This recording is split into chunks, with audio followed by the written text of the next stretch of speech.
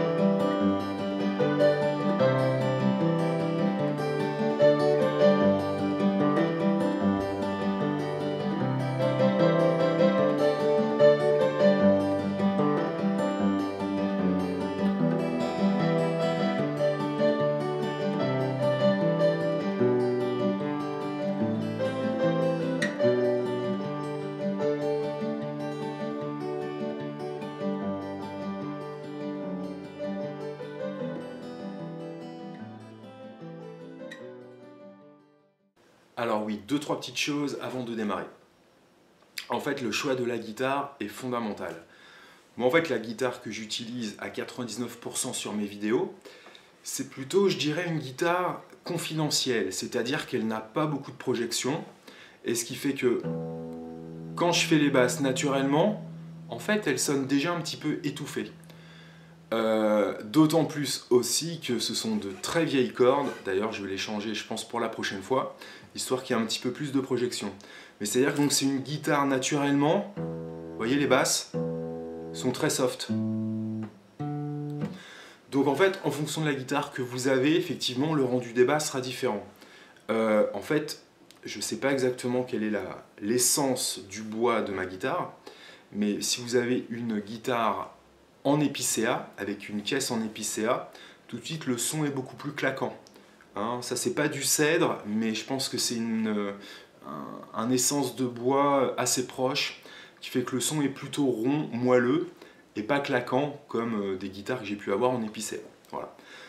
Deuxième chose, donc Goldman, en fait si vous regardez ses vidéos, comme sur Patois par exemple, hein, j'ai fait un tuto sur Patois, et je faisais les basses au pouce. Lui, Goldman, il y a pas mal de vidéos qui circulent sur internet, donc on peut quand même bien regarder, mais il va falloir que j'approfondisse quand même le sujet. Lui, en fait, il fait ses basses avec le médiator. Donc ça veut dire qu'en fait, comme il fait ses basses avec le médiator, il est tenu avec le pouce et l'index.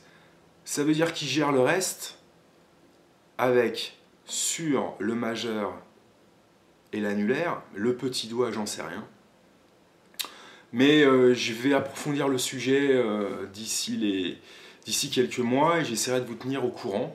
ou s'il y a des gens qui savent exactement sa technique, n'hésitez pas à me faire parvenir vos commentaires pour me dire, selon vous, comment il fait et sa technique utilisée.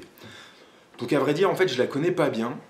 Pourtant, j'ai épluché plein de vidéos. Il faudrait qu'en fait, je fasse ralentir des vidéos et que je puisse vraiment éplucher à la loupe un petit peu sa technique. En tout cas, le fait qu'il utilise son Mediator, par exemple sur la version originale de Ilia, on se rend compte qu'à chaque fois sa basse elle est très percutante, très claquante, d'accord? Alors moi, sur la démo que j'ai fait, les basses sont plutôt étouffées parce que de toute façon c'est la nature même de ma guitare, ok? Et puis aussi parce que je le joue au pouce, d'accord? Donc va apparaître à l'écran la tablature de l'introduction, d'accord? Donc en fait on est en sol. Donc en sol, comme en country, bien souvent on alterne le sol, ma basse ici, et le ré, d'accord? Donc pour ça on n'est pas obligé de placer l'index du sol, hein. Si vous avez suivi mes tutos aussi sur Je te donne, c'est à peu près d'ailleurs les mêmes accords et à peu près la même manière d'appréhender les accords. Donc l'idée c'est donc qu'on va faire pouce, corde aiguë avec mon annulaire, ensuite l'index et le majeur. Donc pouce, annulaire, index, majeur, ce qui me donne 4 notes, 1, 2, 3, 4, pouce, corde de ré, et on refait le même mouvement. En fait, c'est que la double croche. 1, 2, 3, 4, 1, 2, 3, 4, 1, 2, 3, 4, 1, 2, 3, 4. 1, 2, 3, 4, 1, 2, 3, 4. Donc ce mouvement-là va être à faire 4 fois. 1, 2, 3, 4. D'accord? Mais en fait, il faudrait compter 1, 2, 3, 4. Et c'est parti. Donc vraiment, dans un premier temps, il faut bien avoir ce mouvement-là, parce que tout va tourner autour de ça. Encore une fois, ce qui va changer après, ça va être les basses. D'accord? Mais au niveau du mouvement sur les cordes aiguës, ça sera toujours pareil. Donc là, entraînez-vous bien, tranquillement. Voilà. Alors ça va quand même assez vite, hein. Si on le pense en double croche, ça va vers 75 à la noire. Donc c'est du 150 à la croche. Donc ça va vite. Donc au début, il faut apprendre le mouvement.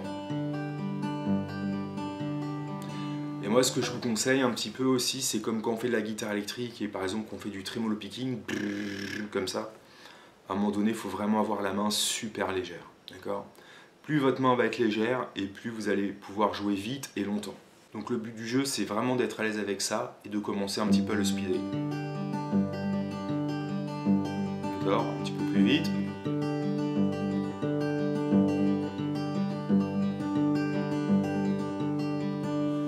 Ok? Donc 4 fois le sol, comme je vous ai dit. Donc 4 fois. Ensuite, démarre le couplet. Il y a... On fait un mouvement de sol, ensuite fa dièse, donc index à la deuxième case, on fait un mouvement,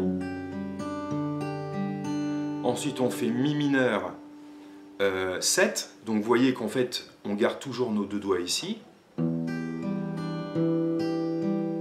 sur mi mineur 7, pareil, j'alterne comme pour le fa dièse ici, entre ma basse de mi, donc ma corde de mi et ma corde de ré. Sol, corde de ré ici, fa dièse, corde de ré avec le pouce, mi mineur pareil, corde de ré. Ensuite, comme dans Je te donne, je fais un la mineur 7, d'accord? Donc je garde mon petit doigt ici.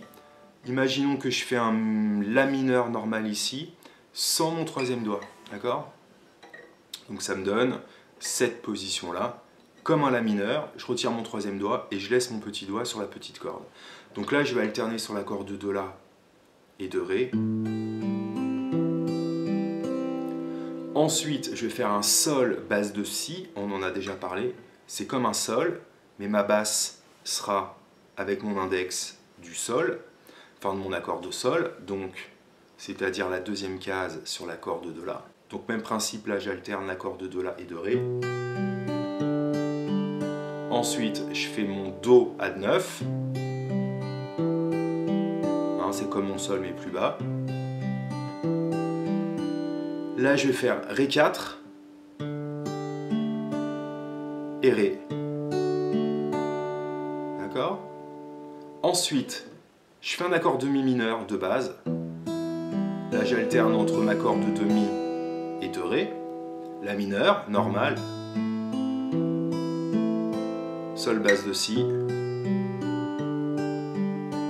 Do add 9. Sol basse de Si. Ré 4. Ré. Et ensuite, on fait exactement la même chose sur le deuxième couplet. Donc en gros, l'idée c'est qu'il y a 3 types d'accords. Les accords qui vont avoir pour la basse l'accord de Mi, les accords qui vont avoir pour basse l'accord de Do, La et l'accord de Ré. Donc quand on est sur la grosse corde, on alterne l'accord de Mi et de Ré. Quand on est sur un accord avec la basse sur l'accord de Do, La, on alterne La et Ré. Et sur le Ré, donc Ré 4 et Ré. D'accord? Je vais vous rejouer très lentement ce couplet. Donc l'introduction que vous avez captée, ce mouvement-là 4 fois. Dernière fois. D'accord? Ensuite le couplet. Donc Sol, Fa dièse, Mi mineur 7. Ensuite je change de corde, La mineur 7. Si, Do à 9, Ré 4, Ré. Ok? Ensuite Mi mineur de base, La mineur, Sol basse de Si, Do à 9, Sol basse de Si, Ré 4 et Ré. Ensuite je recommence un deuxième couplet. Ok, j'espère ne pas avoir été trop vite. La suite la prochaine fois. Alors on a donc vu aujourd'hui le premier couplet. J'espère ne pas avoir été trop vite, mais si vous suivez depuis le début mes tutos sur Goldman, vous voyez que c'est toujours déjà à peu près les mêmes accords. Le Sol basse de Si par exemple. La position du La mineur 7, on l'avait déjà vu ensemble. Et ce qu'il faut capter, c'est ce que j'ai expliqué. C'est quand on est sur la grosse corde, corde de Mi, on alterne au pouce Mi et la corde de Ré. Quand on est sur la corde de Do, La, c'est la corde de Do, La et de Ré. Si vous avez compris ce principe-là, voilà, vous pouvez suivre la grille sans aucun problème. Donc n'hésitez pas à noter les accords. Et puis la suite au prochain numéro. La prochaine fois, le refrain, et la fois d'après, le pont en rythmique. Donc n'hésitez pas à vous abonner à ma chaîne si vous aimez mes vidéos, faites des commentaires, n'hésitez pas à liker mes vidéos, à consulter également la playlist où toutes mes vidéos sont catégorisées. Je vous dis à très bientôt, bonne musique et à plus tard. Salut!